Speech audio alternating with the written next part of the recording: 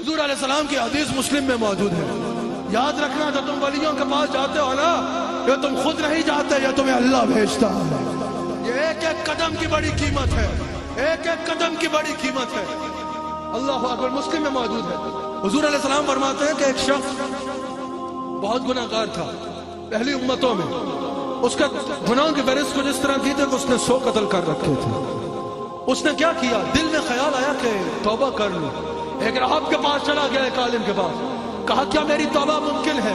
اس نے کہا تم نے کیا کیا ہے؟ کہا 100 قتل کیے ہیں. اس نے کہا تمہاری توبہ توبہ توبہ یہ کیسے ممکن ہے؟ 100 قتل کرنے کے بعد جاؤ یہاں سے چلے جاؤ، یہ نہ ہو تمہاری وجہ سے میرا کام خراب ہو جائے. 99 قتل کرنے کے بعد اس نے کہا اچھا تم نے مجھے مایوس کیا، تو جب بخشش کا چانس ہی نہیں تو سینچری پوری کر دیتے ہیں. اس کا بھی کام پورا کر دیا، 100 پورے کر دیے، 100 قتل پورے کر دیے. پھر کچھ عرصہ گزرا، دل میں خیال آیا شاید مجھ جیسے گناہ گار کے لیے بھی کوئی رستہ ہو. ایک بندے کے پاس گیا، کہا میرے لیے کوئی رستہ ہے؟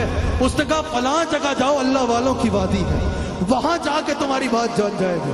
لوگ کہتے ہیں نا عیدگاہ کیوں جاتے ہو، کھمکول شریف کیوں جاتے ہو، بھیرا شریف کیوں جاتے ہو، لنڈی کوتل شریف کیوں جاتے ہو؟ گھر میں اللہ نہیں ہے. میں پوچھنا چاہتا ہوں جس شہر سے وہ چلا تھا کیا اس شہر سے اللہ نہیں تھا؟ کیا اس شہر میں اللہ نہیں تھا؟ لیکن وہ چلا اللہ والوں کی وادی کی طرف، اپنے گھر گیا اور وہاں سے اللہ والوں کی وادی کی طرف چلا. رستے میں انتقال ہو گیا، رستے میں مر گیا. رحمت والے فرشتے بھی آ گئے اور عذاب والے بھی آ گئے. عذاب والوں نے رحمت والوں کو دیکھ کے کہا تمہارا یہاں کیا کام ہے؟ اس نے تو زندگی میں کوئی خیر کا کام کیا ہی نہیں. رحمت والوں نے کہا یہ نہیں دیکھا جائے گا زندگی کیسی گزاری، یہ دیکھا جائے گا جا کہاں رہا تھا. ان کی آپس میں جھگڑا ہو گیا. ایک تیسرا فرشتہ آیا اللہ کے حکم سے. اس نے کہا میں اللہ کی طرف سے بھیجا گیا ہوں تم دونوں میں فیصلہ کرانے کے لیے.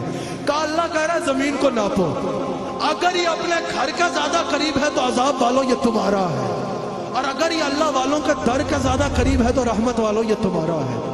اب میں پوچھنا چاہتا ہوں یہ فاصلہ ولی کا ناپا جا رہا تھا یا اللہ کا ناپا جا رہا تھا؟ یہ فاصلہ ولی سے ناپا جا رہا تھا یا اللہ سے ناپا جا رہا تھا؟ یہ فاصلہ ولی سے ناپا جا رہا تھا. اللہ ویسے اس کا سفر گھر کی طرف قریب تھا اور اللہ والے سے دور تھا، لیکن اللہ نے زمین کو ایک طرف سے پھیلنے کا حکم دے دیا، ایک طرف سے سکڑنے کا حکم دے دیا. اس حدیث سے پتا چلا حضور نے واضح کر دیا جو اللہ والوں کے قریب ہوگا وہ جنتی ہوگا، جو ان سے دور ہوگا وہ جہنمی ہوگا. اور خوش نصیبہ جو ان خانقاہوں سے وابستہ ہو. خود سوچو اگر بنی اسرائیل کے ولیوں کے دروازے پہ بیٹھنے والا کتا جنت میں جا سکتا ہے تو محمد رسول اللہ کے ولیوں کے دروازے پہ بیٹھنے والے انسان کا عالم کیا ہوگا؟